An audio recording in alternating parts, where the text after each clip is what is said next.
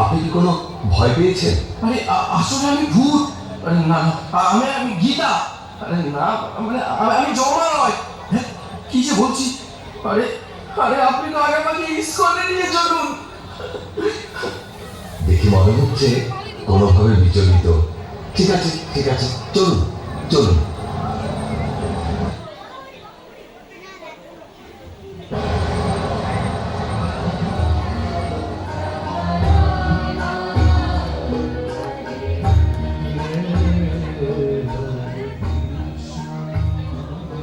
ও, কি শান্তি পেলাম।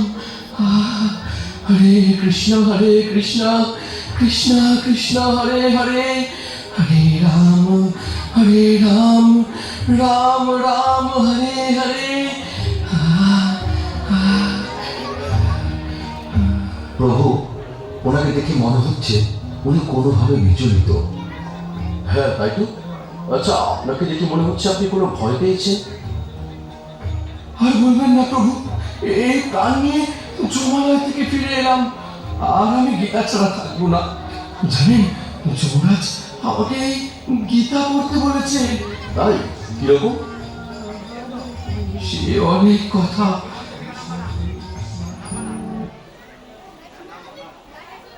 গৌর, বলো তো আজকে ভাগবত ক্লাসটা কেমন লাগলো?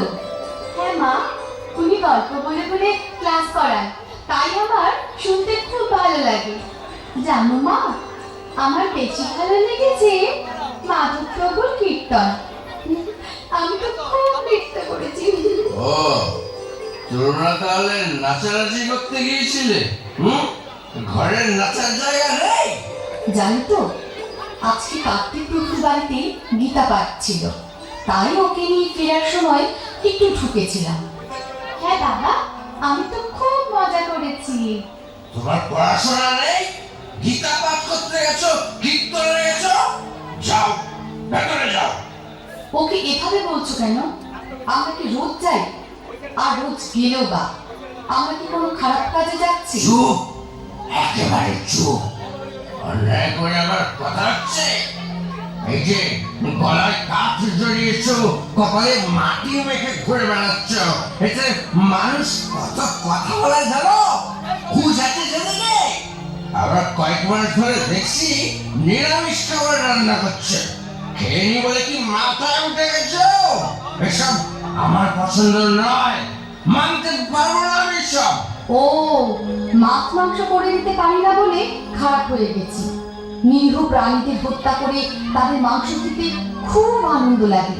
অন্য প্রাণীদের হত্যা করে আনন্দ করতে চাও? অন্যকে কষ্ট দিয়ে আরেকজনের কি করে সুখ হতে পারে? সাধু সঙ্গে গেছি বলে রাও। বাচ্চাকে নিয়ে তোমার সঙ্গে সিরিয়াল দেখলে আর মদ খেলে ভালো হতো।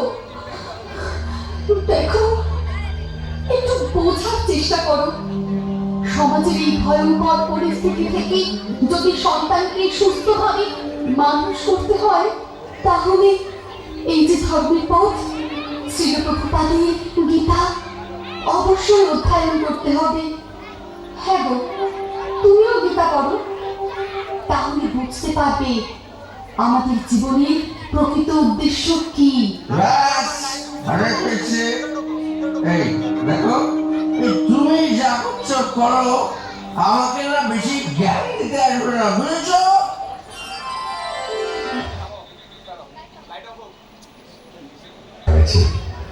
তাকে শ্মশানে নিয়ে যাওয়া হচ্ছে।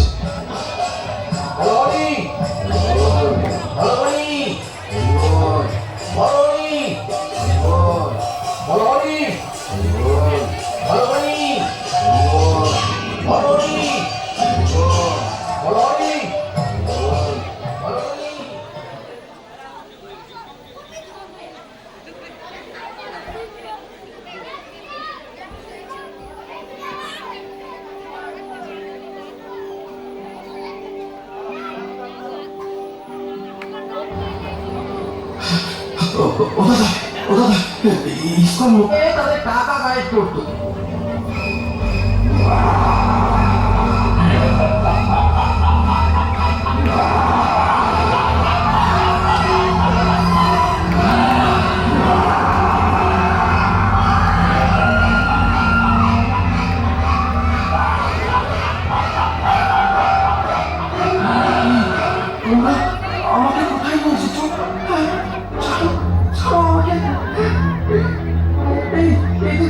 কষ্ট দিচ্ছ কেন?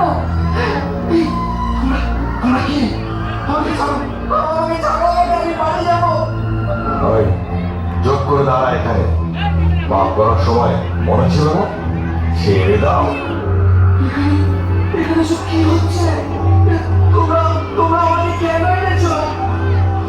এখানে সবার কর্মফলের বিচার হচ্ছে। আর ওই যে দেখ, ওই যে ওখানে ওরা শাস্তি ভোগ করছে।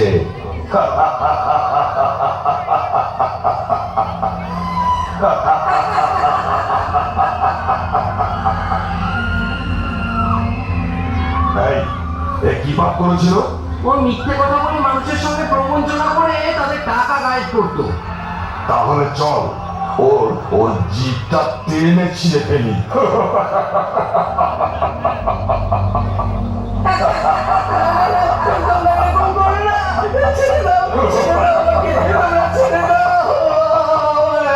ছিঁড়ে ফেল ওর জিভটা, টেনে ছিঁড়ে ফেল।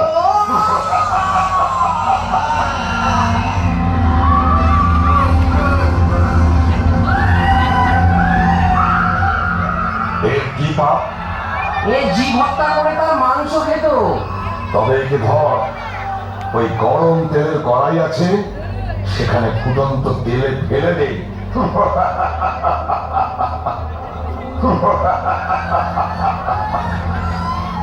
তারপর তারপর ওই দিকে যে রুরু নামক নরক আছে, সেখানে ফেলে দেবো। ওখানে সাপের থেকে হিংস্র রুরু কীটের কুণ্ড আছে, তারা কামড়ে কামড়ে ওর মাংস খাবে।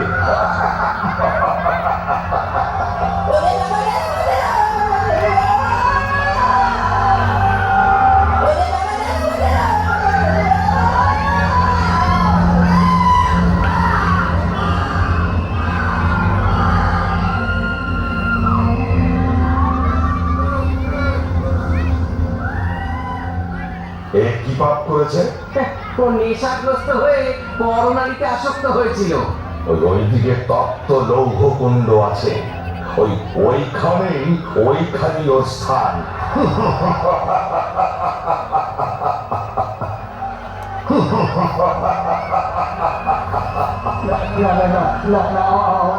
আমাকে ছেড়ে দাও, ছেড়ে দাও। এই কাজ আমি আর কখনো করবো না। ছেড়ে দাও, ছেড়ে দাও, ছেড়ে দাও। এটা এখানে আসার আগে ভাবা উচিত ছিল। এখন এখানে এসেছিস যখন, শাস্তি তোকে ভোগ করতেই হবে।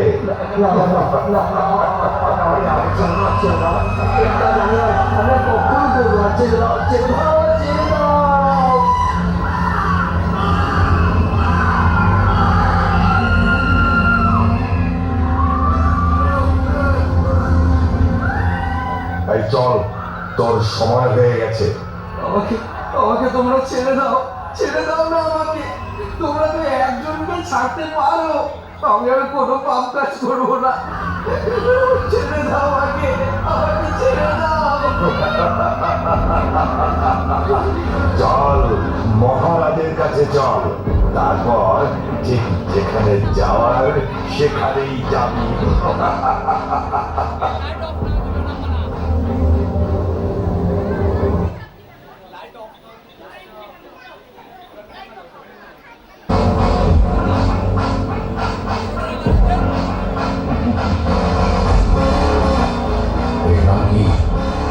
সৌরভ প্রামাণিক।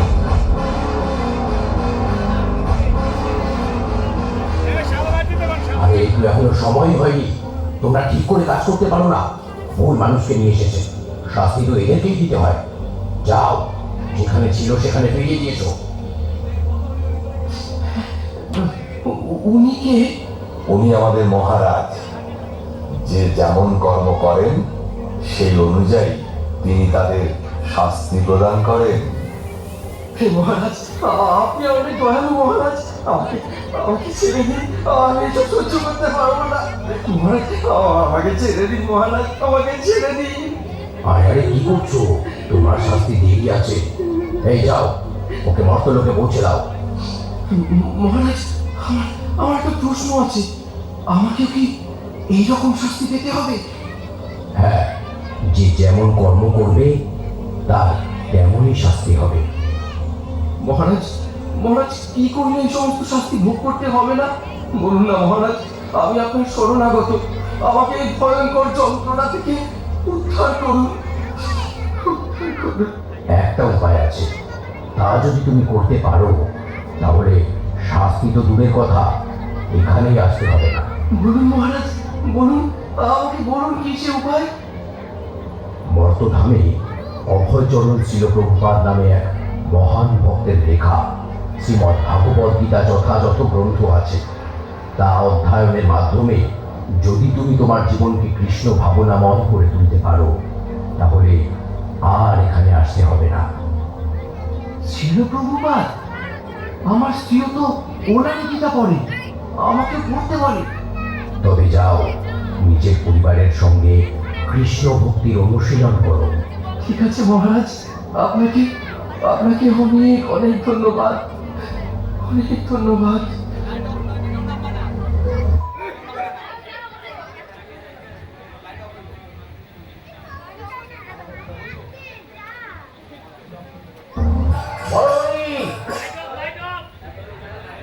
পরিচয় পরিচয়